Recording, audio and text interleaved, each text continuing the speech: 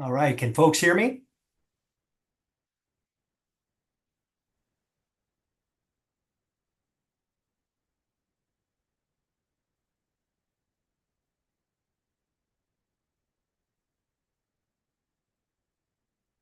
Okay, looks like we got 10:30. I know that Commissioner Bangs has a conflict. Have we heard from Commissioner Webb? No, I have not. I saw her yesterday though, so I assumed she would be here today. Okay. We'll go ahead and get started. Work sessions are an opportunity for board members to discuss issues informally with staff and invited guests. The board encourages members of the public to attend work sessions and listen to the discussion, but there's generally no opportunity for public comment. Members of the public wishing to address the board are welcome to do so during the board's regularly scheduled meetings held twice monthly. All right, our first item is the agenda review. Does anyone have any questions on the agenda? I can pull that up real quick here.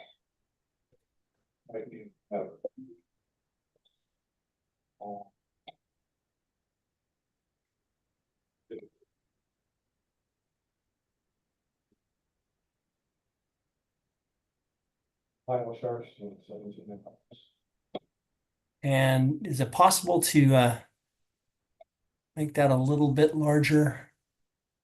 There we go. It's not easy with the screen there, but it's okay. Let's see it a little bit there. Can folks see it? And am I looking at, we will have an executive session on property today? Okay. All right, any questions? Comments? Yes. Okay, not seeing any. We'll go ahead and move on to the rest of the agenda. First is the legislative update. And Amanda Rabichuk, our legislative and policy analyst, is here. Hi, welcome, Amanda. Hello. Good morning, Chair Quayla, members of the board. Okay, sorry, just getting set up. So just an update on the TLT bill. Conversations continue. And today there is an informational meeting at 4 o'clock for the House Committee of Revenue, where a couple different panels have been invited to come and speak about the TLT. And I believe there is a panel that consists of a few DMOs and then a panel of local governments. And so Don has been invited to speak, so he'll be speaking at that today in Salem.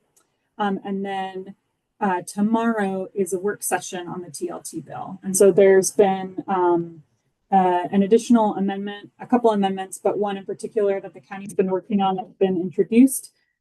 So hopefully we'll be able to advocate for that today, and we will see what happens tomorrow. So that's very exciting.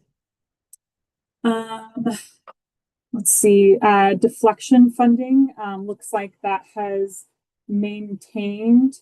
So we're not looking at any cuts in that, which is really good. The transportation package is expected to come out this week, but there's been lots of conversations of it coming out soon, so we'll see. And then next week, I believe, is when they're looking at scheduling some informational sessions, and the committees will be discussing that. And then there was a fix. Chair Quayla helped. I'm trying to figure out how to word this. I can't remember the exact number of the bill, but essentially the levy grant program. It was brought to our attention that there was some concern. I think it was from Business Oregon in terms of municipalities being able to participate in that program. And so really quickly, CFM engaged with, I believe it was LSC and AOC, and was able to put together a bill that was just introduced to create that legislative fix. And so that's been introduced, and we'll continue to track that and keep you updated. And again, the levy grant bill to continue that funding is in Ways and Means. So that one is still alive. And then hopefully with this fix, that will make that possible for cities and counties to continue to receive those funds. And then the last one is just with the federal funding being cut for Job Corps, as you know, and just kind of the loss in terms of what's happening at Tongue Point.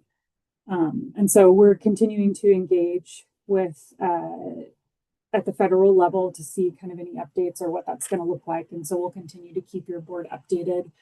I think maybe Monica or Dawn can kind of speak a little bit more to that in terms of conversations and pulling in different stakeholders to make sure that those needing assistance with housing and various support are getting that. I don't know if I want to, Monica, if you had anything you wanted to add with that. Sure. I can just chime in. I know that Dawn participated in a meeting this morning with some local leaders to talk about it as well. But at this point in time, what the county's involvement includes is just trying to provide support and identify what the overall needs are. Several students have already gone home to the locations that they came from.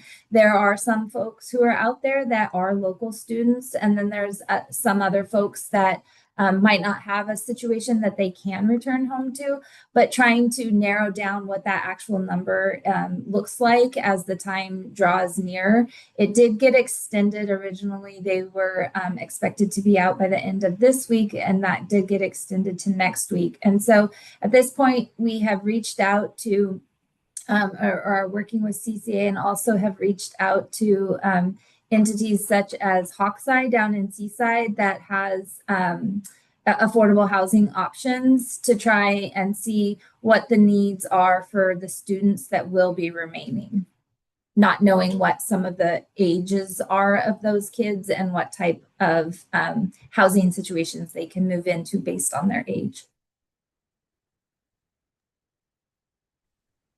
Yeah, thank you, Assistant County Manager. Just extremely devastating for these students and for staff. And I appreciate all of the commission joining together in a letter asking for that funding to continue. That was prior to the announcement that we heard that it would not. But you know, there are so many success stories that come out of Tongue Point and other Job Corps around the nation that we just need to continue to broadcast those and hopefully get it in front of the right people. But that's a big blow. I know we're going to have a meeting. The city of Astoria will be convening a meeting at 6 o'clock this evening. So if anybody would like to go and provide testimony at that, I think they would be welcome. Commissioner Webb. Yeah, thank you. I've been working with a group of clergy people in the city of Astoria and actually beyond. We've established a database of families or homeowners who have free bedrooms. And we've talked about the issue of supporting anybody who's willing to offer housing to any of the students who are being disrupted, of working together as congregations to make sure that they have enough food, clothing, whatever else they need, as long as they're living in those homes. So, and that's access to that is on Facebook. And we will be there. We'll be there tonight as well, talking about that. So thank you. Thank you, Commissioner Webb. Please pass along our gratitude to that group for providing that support and assistance, because it's so very important. Any other comments, questions? I wanted to say something about the Levy Grant Program. You know, that was really started in conjunction with Multnomah County Drainage District and the city of Warrenton, Clatsop County, and Senator Betsy Johnson. So for there to be a change where Business Oregon was not going to provide funding for cities and counties, would have been detrimental to what that work is. A lot of times counties end up with diking districts because they've disbanded, they defunct, and they need to have access to that funding to make the improvements necessary. So I'm glad that there was this legislative fix put into action. Appreciate all the work, Amanda, and pass it along to our lobbyists and to LOC as well and AOC. And then I would also say for our county manager, this is his third trip to Salem in 3 weeks. He's become pretty much the statewide expert on transient lodgings tax, and it's glad to know that he's so revered and respected that they want to have him continue to come back and provide education about what this means for counties. So this is a good sign. I mean, it's the most progress we've seen in years with transient lodging tax. So I'm very gratified that there's at least an openness to try to consider a change from the status quo because it's so necessary. Any other comments, questions? Amanda, thank you very much for the legislative update. Appreciate all you're doing, and I guess continue to keep us informed on the fast movements in these last few weeks in Salem. Yeah, thank you very much. And I just checked, and OLAS, it updated that the levy bill, that's HB 3980. And just yesterday it was referred to the House Committee on Rules. So that's where it'll be housed. That's good. Thank you so much. Thanks so much. All right, we'll move on to the next item, which is the North Coast Watershed Association. We got our update today, and Graham Clagg, our executive director, is joining us. Graham, can you hear me?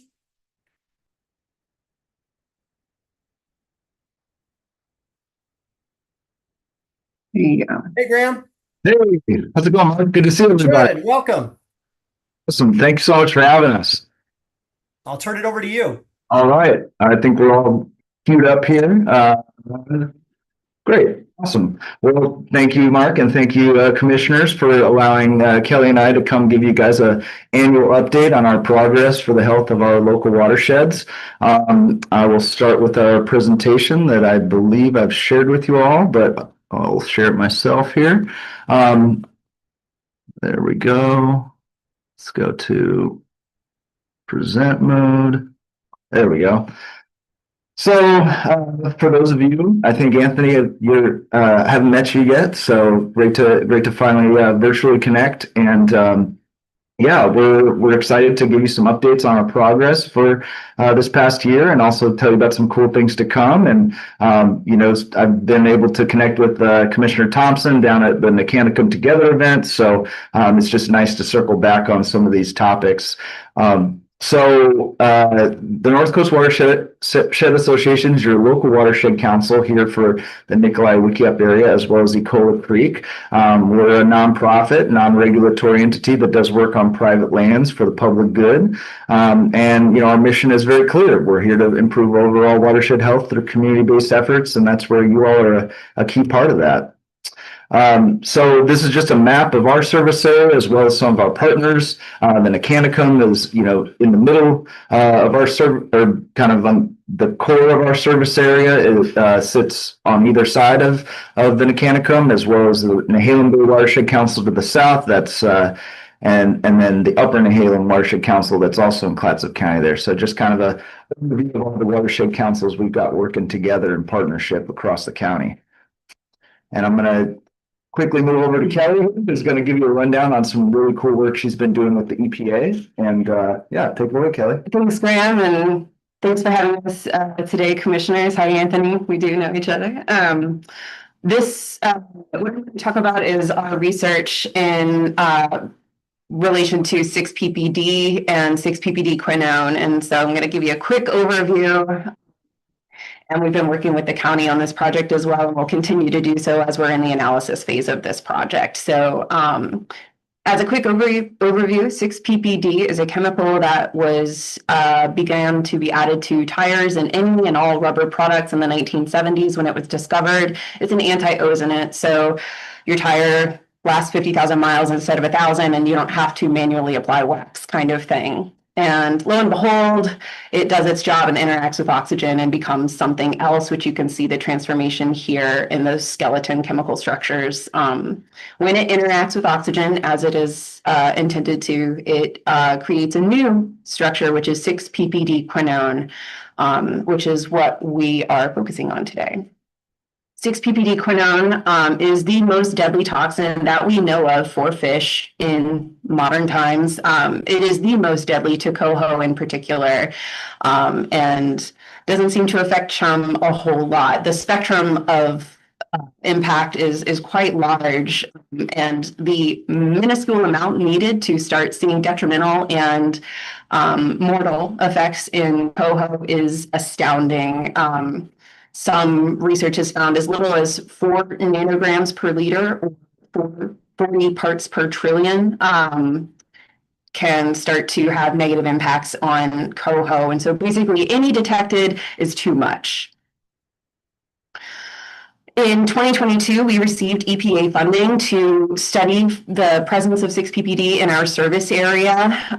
This map gives you an overview of the sites where I started monitoring in 2022. I removed a few and honed in on areas that a little bit more, got a little bit more traffic and were a little bit more easily accessible.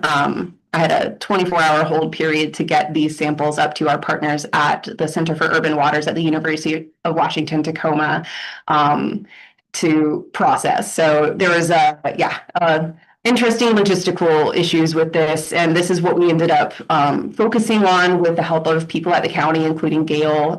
We appreciate you helping us hone these sites and find appropriate places to start testing and to start sharing this information about what 6-ppd is in local schools and with the community and partners, including y'all.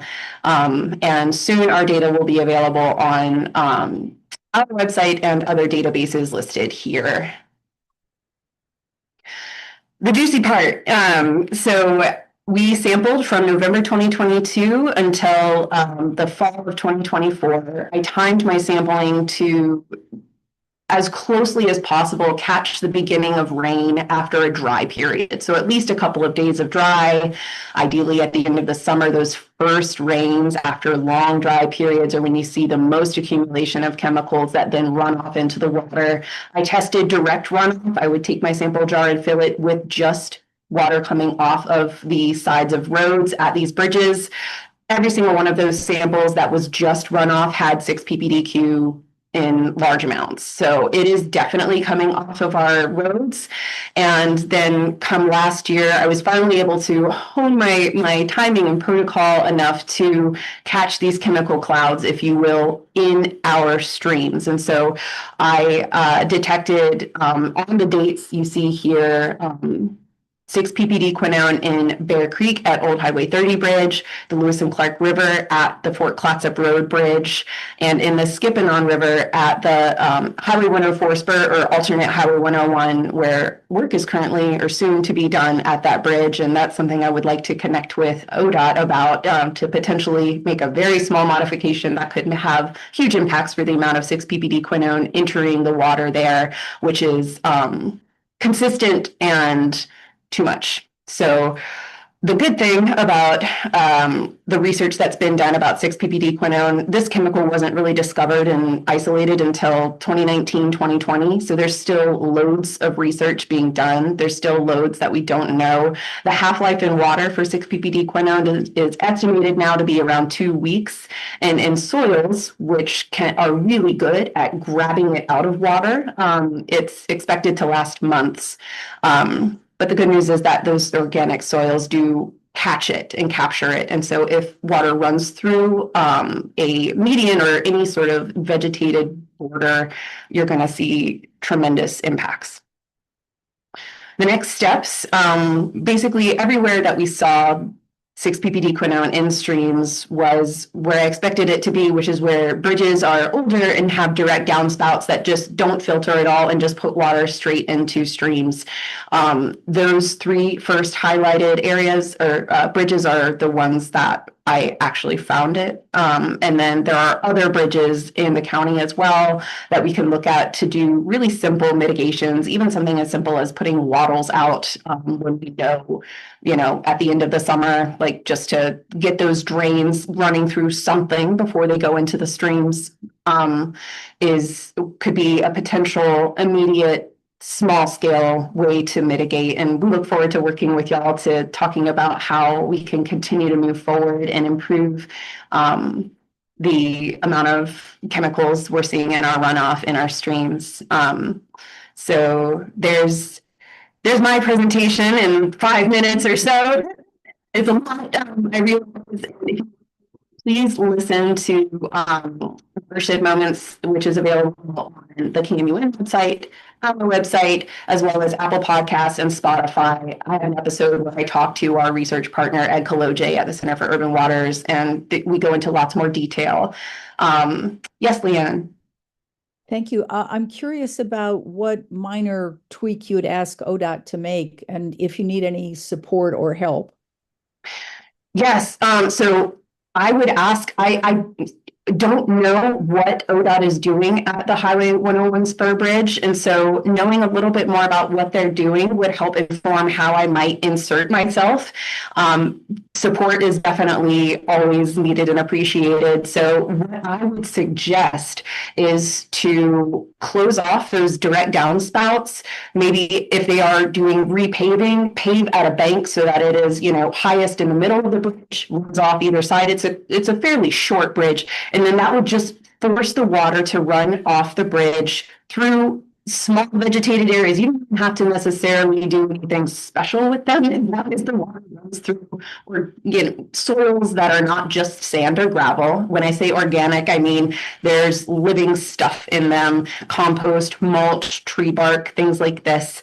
Tree roots, there are levels of better or worse, but this baseline of having something living in it is going to dramatically change the way that this polar molecule 6-PPD quinone is able to attach and come out of the water. So doing anything that would not allow the water to run directly into the stream from the street would be my recommendation to ODOT.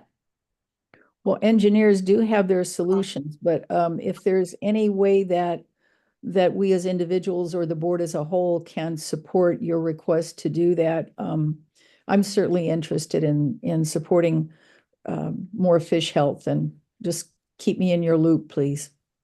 Thank you so much, Leanne. And I will, if any of y'all are familiar with or have a contact at ODOT or someone you could connect me with that I could learn more and then begin to give my recommendations, that would be great. Yes, Anthony. Thank you, Kelly. Thanks for the presentation. Very interesting, actually. Yeah, I second what Commissioner Thompson said. I mean, I think that would be an engineer category to see if that's even a viable option. And if it is, I mean, I would be happy to support a simple modification for something like that. It doesn't seem like you're asking us to completely reroute water flow, but again, that's out of my purview, but definitely cool to learn about. Thank you. Thank you so much. I appreciate the support. Awesome. Well, thank you all for your questions, and I'm going to get into a little bit about other aspects of fish health that we're working on. And I will say that, yeah, getting better connections with the county through or ODOT through the county is, I think, something in the future we're going to need more help with as we try to do bigger and bolder projects. And I'm happy to talk to you about that at some other time about some of the ODOT needs we have. But I'm going to talk to you a little bit about some of the work that we're doing just to monitor our fish populations, generally speaking, and also some of the bigger projects that we've already undertaken and we're continuing to undertake, and just give you guys a little bit of background on kind of what we have in our county because of things that I've learned over time, including about the Mitchell Act. So we've got several hatchery dams throughout our county, and these are all dams that were actually put in due to the Columbia River's dams. And so these were dams that were created to offset the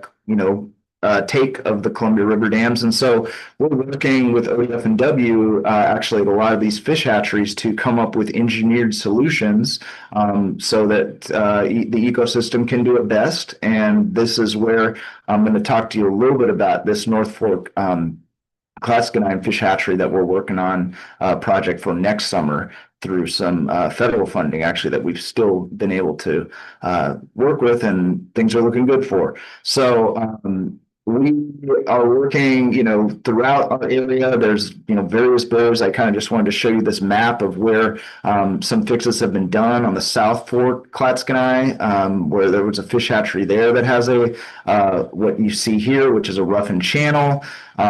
This is actually a shot from the North Fork Clatskanie River, where in 2022 we actually took out a dam head and buried it. But you can see here in this picture, there's still calm water. That's the hatchery's water intake. And so we've been working on a series of projects in the Clatskanie watershed with ODF and W to basically get rid of these dam issues. So this is what's coming up for us in next summer, actually. But we secured almost $1 million grant from the Oregon Watershed Enhancement Board, which is a very large grant for the Oregon Watershed Enhancement Board. But that was only really because we got funding from the Bureau of Reclamation under the last administration to be able to leverage a little over $3 million to basically do what would on the North Fork Clatskanie, which you can see in the upper left there. That's where the dam used to be. And then so that's kind of what you'll see after we take out the picture on the right there. That's the OG dam, which doesn't stand for original gangster, but does stand for the type of dam that it is. So this is a map to show you kind of the locations of these three intakes. And what's going to be really cool about this project coming up next summer is that it's actually, we're still going to help the hatchery out by being able to divert hatchery fish when they come back. And that's where this Obermeyer Weir, which is pictured up top here as an example, will be at the base of where this dam was. And I should mention that a lot of these dams were put in to really divert the hatchery fish back into the hatchery so that they didn't spawn with wild fish up above. Now the problem is a lot of these fish, hatcheries don't even have fish ladders, so they were reliant on ODF and W actually trucking the fish over. So now we'll remove the gasoline part and add the stream health part. So that's complex project, but really cool, really awesome thing coming down the pike for us. And we'll open up 12 miles of upper habitat that has previously been uninhabited by fish, and we can see that in our snorkel work that I'll show you. Just some other things to put on your radar that we're looking at. The Lewis and Clark River, as you probably all know, has a old aging fish ladder that we've been discussing with the city of Warrenton how to come up with a fix before it fails, because then if it fails, they'll be on the hook to fix it. But if they can work with us now, we can do some more cost sharing. Obviously, there's some challenges with the funding that we used to have to be able to deal with these things. But in this case, we do have, some examples such as this is a shot from the Nooksack River up in the city of Bellingham has actually done off-channel water intake for their needs, and that might be something at this site that we would want to consider. So anyway, just some things coming out of the pike I just wanted to show you.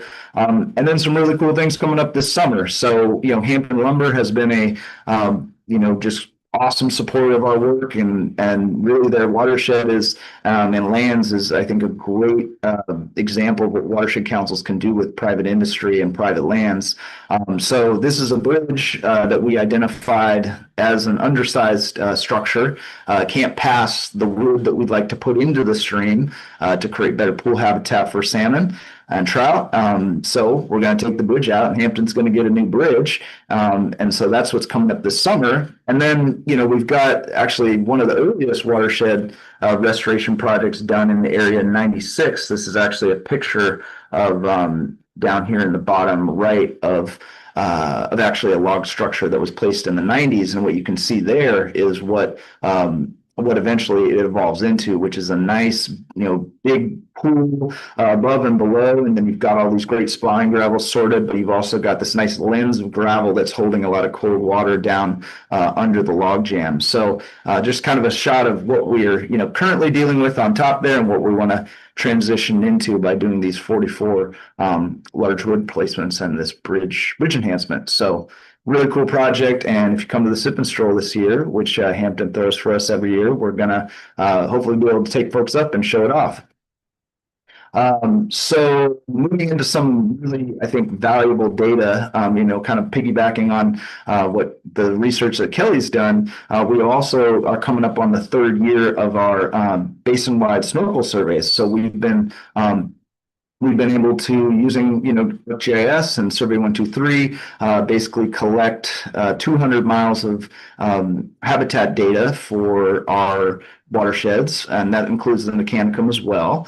And basically, we're working to get the funding lined up through actually some of our timber partners, Naveen as well as Hampton, to secure funding for the 3rd year, because now we've got OWIB to fund the first 2 years. And with this 3rd year, we'll have actually a baseline that we can measure all of these good projects that we do and hopefully see a nice linear uptick in juvenile coho numbers.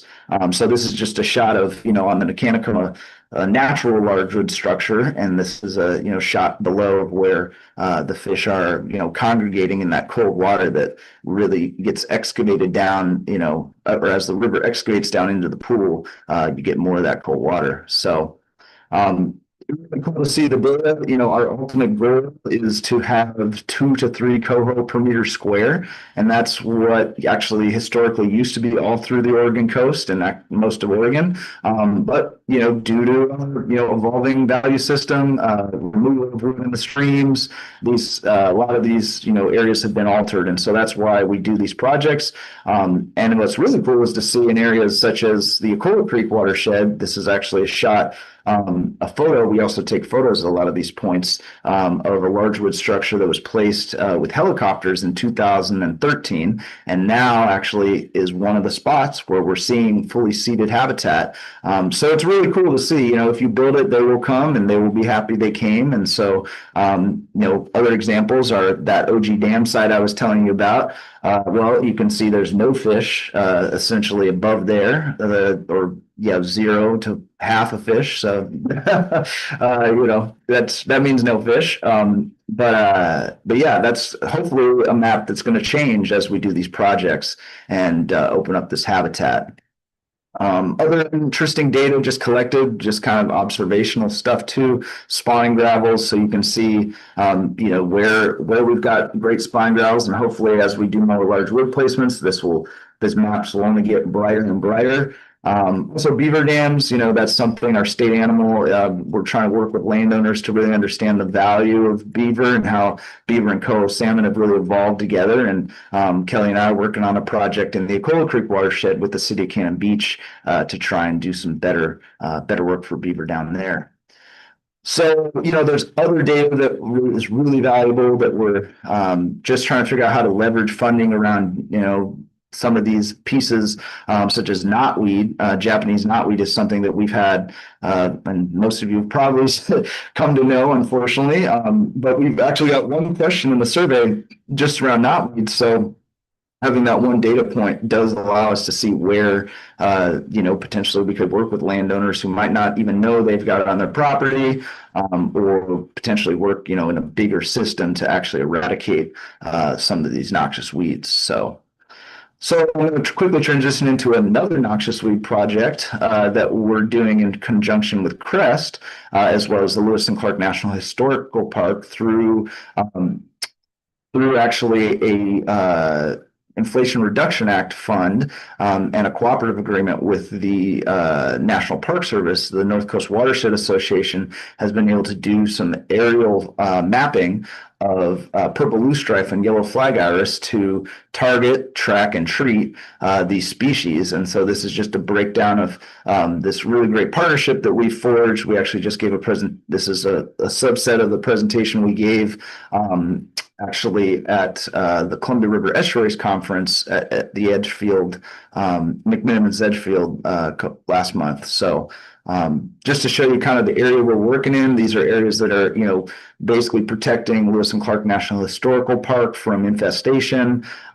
But, ultimately we're working and we have funding to try and work throughout the bay to really make sure that we deal with these darn weeds, because unfortunately these plants are very, very good at spreading throughout the estuary. And so we're doing some mapping to actually figure out not only where they currently are, but actually using the latest spatial statistics, try and figure out where they actually might occur. So this is Ryan, who is our drone operator from Crest. And so we're taking basically this high resolution photos that you can actually see here. We can see the flowers on, and then we go through and actually reclassify, and we can pick out where it is and where it isn't.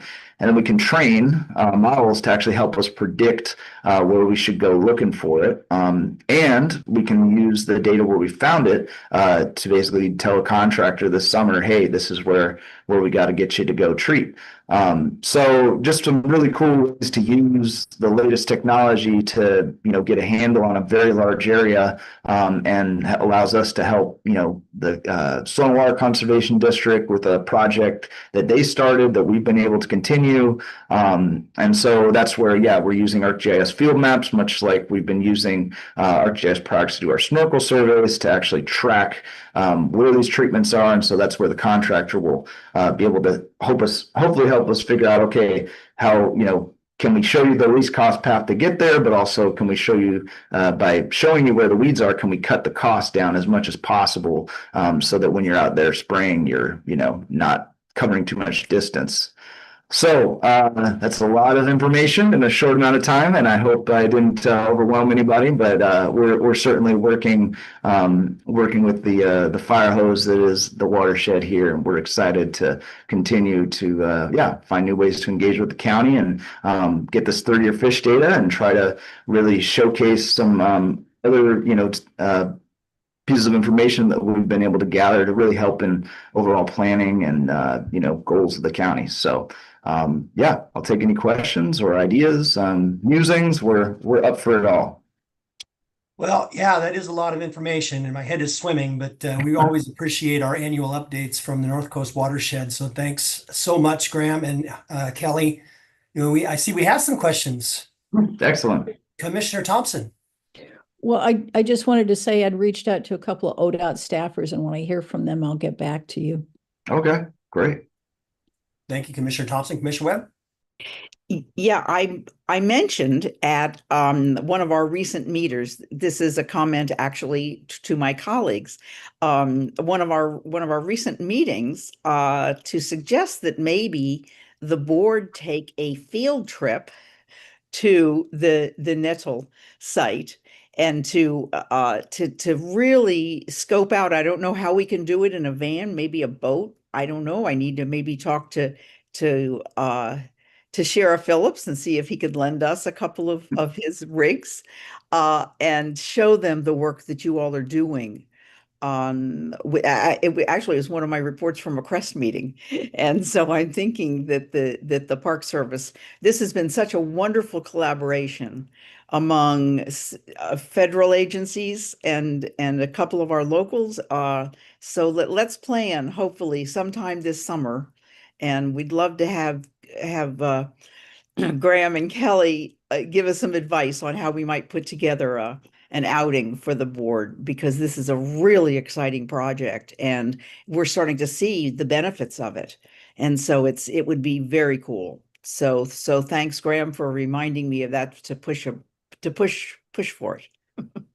We need an outing this summer, don't we, fellow commissioners? Well, we'll see what we can coordinate. Thanks, Commissioner Webb. Appreciate the suggestion. Commissioner Wakua. Yeah, thank you, Chair. Just a quick question. When you said you have a contractor go out regarding those invasive species, are they spraying? I'm just curious what your treatment is on that. Correct. They're using aquatic herbicide, so something that binds to itself once it hits water. But yes, they are using an herbicide, which is, unfortunately one of the tools in our toolbox that we have to use for some of these plants that we can hand pull, but at the scale and trying to deal with it, we have to use it this way. But the drone mapping is helping us, hopefully target specific areas more, effectively. And so that's where hopefully we'll be using less of it on the landscape. I figure, just curious. Thank you for that. Yeah. As Kelly and I know, we're gardeners, and I'm always curious about how treatment for things like that goes. So thank you. You bet. Thank you. Any other questions? Well, again, Graham, Kelly, thank you very much for the presentation. Appreciate learning more always. And yeah, hopefully we'll be in touch. Yeah. Look forward to getting out in the field with y'all. That would be great. All right. Take care. Thank you. Take care. Next is the Health Equity Plan Draft Review for Clatsop County Public Health. And Jill Quackenbush, our Deputy Director and Administrator, is here. And I know Lisa Schuyler, our Health Promotion Supervisor, is here as well. So I'll turn it over to Jill. Where's Lisa? Thank you, Chair Quayla and members of the board. Thanks for having us back today to share our latest draft of the Clatsop County's Health Equity Plan. As you know, this work is the result of several years of community input, data analysis, and a deep reflection across our public health system. So today we're going to walk you through the key focus areas, the strategies, and then what accountability is going to look like moving forward. And I think, Lisa, are you going to share? There we go.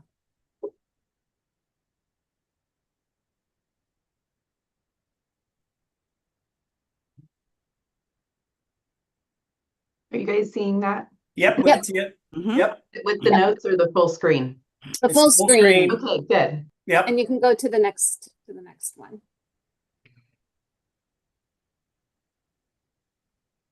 We also have hard copies, Jill, in front of us. So Perfect. Great. this is great. Super. So our vision is simple but powerful, a healthier, more equitable Clatsop County. To guide us, we grounded the plan in 4 core principles. Community-driven solutions. We want to ensure that residents shape the decisions that affect them. Collaboration and partnerships. We want to be working across all sectors.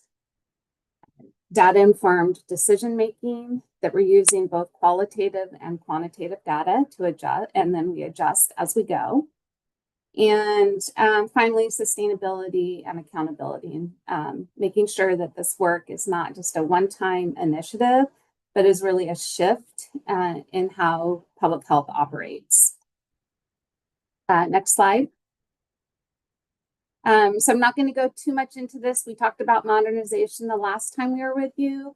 But again, just a reminder that the Health Equity Plan is part of our broader work to modernize public health, and it aligns with Oregon Health Authority's goals to create a system that's it's more equitable, more responsive, and better prepared. And that equity just isn't an add-in, but it's essential to a well-functioning public health system. So with that, I will pass the baton to Lisa. Thank you, Jill, and thank you, Chair Quayla and members of the board for having me here today. I'm Lisa Schuyler. I'm the Health Promotion Supervisor at your Public Health Department. So we've made a few updates to the plan already as we're kind of honing in on a final draft. And one of them was to add the letter from the director. So this is a slide that you don't have in your packet, but it's a really good summary of kind of what we're looking to achieve with this plan. So I'll read it to you guys. It is from Kelly Broughton, the interim public health director. So the Clatsop County Department of Public Health is committed to making sure that every resident of Clatsop County has a fair chance to live a healthy life. This means that no matter your race, ability, age, where you live, or how much money you make, you should have equal opportunities for good health. Over the past several months, we have talked with community members and worked with local partners. Together, we created a plan to promote health and fairness for all. This plan is not a quick fix. Instead, it is a long-term vision with clear steps we will take to include equity, fair treatment, and opportunities in everything we do. This includes how we work inside the department and how we serve and connect with the community. We also hold ourselves accountable to the values that guide us: community voice, collaboration, and justice. Thank you for everyone who shared their time, ideas, and experience to help create this plan. Your leadership and insights are what will help us succeed. So then I'll get into the details of the plan. So the key focus areas that we identified of the ones that we had originally last time when we presented to you, which were based on the assessment, the ones that we honed in on for the plan are family support and childcare, youth substance use prevention, and organizational capacity for health equity within our department. These reflect root causes and opportunities identified when we were doing our outreach with partners, community members, and staff throughout this process. We also we got input from several other councils, including the Human Services Advisory Council for the board, CBH's council, Columbia Pacific CCO's council, as well as some other groups, community groups and organizations. So the first key focus area, the family support and childcare. This area addresses one of the clearest themes that we got from community feedback and from the assessment, which was the need for accessible, culturally responsive family support, especially in rural and low-income areas. So in the plan, we've outlined actions that are within our scope as the health department of what we think we can do to address that. And that's service referrals, outreach, emergency planning, transportation, and immunizations. Another theme that came up while we were doing our community outreach was the need that families have to help navigate and advocate for them within the healthcare system. This isn't something that we identified we can address within the health equity plan, but we are doing our community health needs assessment with Providence and CMH right now. And perhaps after that assessment and in future strategic plans, we can take that into consideration because it was a theme that we heard frequently during our outreach. So our key focus area, the second one, is youth substance use. So youth and adults alike shared serious concerns about youth substance use, particularly vaping, cannabis, and alcohol. And we're currently conducting a youth substance use prevention needs assessment so that we can kind of dive into that more and learn more about that as well. But for the purposes of this plan, we're focusing on increasing youth and family awareness of prevention supports, increasing the number of community certified prevention specialists so that we have the highest level of knowledge in responding to substance use for youth, and improve cross-sector collaboration around youth behavioral health and prevention. So we want to make sure that we're working together with all the sectors, even beyond prevention. So our third key focus area is organizational capacity. So this is us looking inward at how we operate. And this focus is to build out our internal structures around accountability through having cultural responsiveness trainings, equity goals included in our staff evaluations, and creating space for community voice in our processes and our feedback loops. The goal here is to embed equity in our everyday operations, not just in programs, but in how we're working. So in order to gauge how we're doing with our health equity plan, we have metrics for success that we've identified. This is just a sampling of them.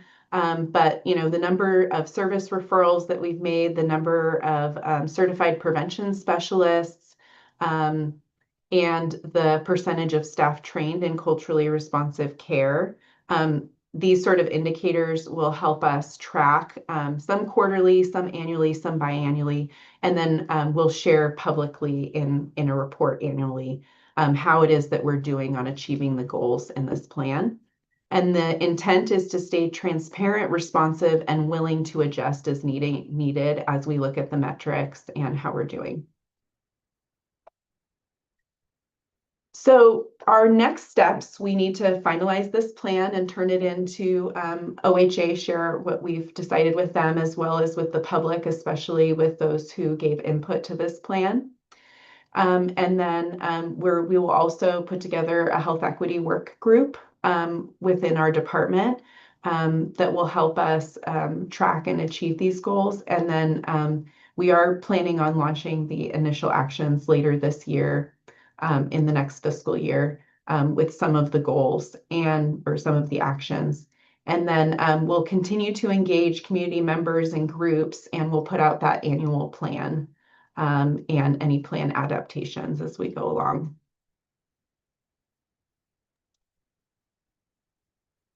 Oh, I'm sorry, I pressed the scroll button. So clear accountability structure. We want to internally coordinate through the health equity work group to integrate with a quarterly quality assurance. So with our QA efforts, and then continue to build our relationships with partners and community groups so that we can have a flexible engagement model. And then annual progress reports. So that is it. Thank you so much for hearing our presentation on where we're at with the plan. And as you can see, it's just a draft, and so we welcome your feedback. Well, thank you very much, Lisa and Jill. Really appreciate the focus of this, and I also appreciate the community outreach and collaboration that's taken place to get here. I know how you've been involved with the healthcare providers in the area and all of the community groups, and so that's really I think made to a really good product. So appreciate all of your efforts in this, and I think it's really great plan. I see Commissioner Thompson and Commissioner Webb. So Commissioner Thompson. Thank you, Mr. Chair. I support your appreciation of the staff's work to engage with the community. I think that's so critically important. It's been part of my self-described job description as a county commissioner to attend a meeting in Salem that includes the director of the Oregon Health Authority and the Department of Human Services, who meet every month with county commissioners from all over the state to improve the integration of these statewide health-related programs with county operations. So there is a conduit for information where I can serve to bring information that you want to take directly to the heads of those departments and the top leadership. It's a golden opportunity for you to have a more clear and direct impact. So I would encourage you to keep your Board of County Commissioners involved. I'm glad I'm going to be involved with Health Department folks so that I can carry our message about our needs and our successes into that. And this is such a significant step. Thank you for the progress. I'm looking forward to more. Yeah, thank you, Commissioner Thompson. Commissioner Webb? Thank you. Thank you, Chair Quayla. I was gobsmacked when I read through this. I think it is, I've spent most of my professional life doing long-term planning. And so I'm very much a fan of the kind of presentation that you all chose to use. You've been so clear about what your aims are, what some of your procedural implementation of those sort of thoughts are. You've been so clear with them that the performance measures, which are one of the things I believe most in local government, the performance measures came right out. and became very obvious. So good job, Jill. This is a terrific document. It really is. However, yesterday, when I was meeting with the county manager, and I proceeded to go through every one of the pages that I had marked up, rather than bore my fellow commissioners with that today, he suggested that maybe you and Kelly and I get together, and and he condoned my going through all of my comments on every page. Some of them are inconsequential in terms of, but are formatted. The other idea I have is that, we struggle so much in communicating with our constituents to help them understand what we're doing. And so I would love to see something come out of this that was kind of like a pamphlet that we could give out to people to let them know some of the specifics of what we have in mind. I think my other sort of long-term, one of the things that I liked so much about the thought process that obviously went into this is that we have such major differences as county managers, as county elected officials. We must always deal differently on issues in our urban areas and in our rural areas. And I realize that for health, since you all are also the deliverers at the local level as well, this becomes a little bit of a challenge. And so I'd like to make certain that we are dealing. I think in my years here, one of the things I've realized is that one of our best ways of communicating with our constituents is through the school systems. Because in rural areas, the school systems are often really the local community-based organization. I remember that Mike McNichol had a wonderful dream of putting a clinic in every school system. I think we still need to move toward that issue of being very accommodating and understanding about who the local community-based organizations are in both rural and urban areas. I can't say enough good about this. It is just it's so wonderful. And so I'd love to sit down with you and help you dot some of the I's and cross some of the T's. But otherwise, and I do think I've got a couple of ideas of how it might be shortened, and maybe that's why, have a good, firm, long term, but then something that we can communicate with our with Joe Blow and QD Citizen. And I really want us to move more toward that kind of a thing, of taking our long-term planning, which we've done a lot of really good work with over the past 5 or 6 years, and turning them into public information that is understandable and maybe inspiring to some of our citizens. So thank you so much. This is just a great piece of work. Thanks so much. Thank you, Commissioner Webb. Jill, Lisa, do you want to speak to any coordination with the schools and promotion plans? Yeah, I can definitely jump in, and Lisa, please, help fill in the gaps. But and I saw Lisa was taking notes on all of that feedback as well. So thank you for that. And we are right now working very closely with the schools with our youth prevention needs assessment, collaborating in both focus groups with both parents, staff, and students. We have a survey that's out in all the school districts right now that all staff are participating in. And we've done key informant interviews. So that work is definitely increasing. We have staff that are out in the schools today that are doing work out there in the classrooms. So definitely increasing there.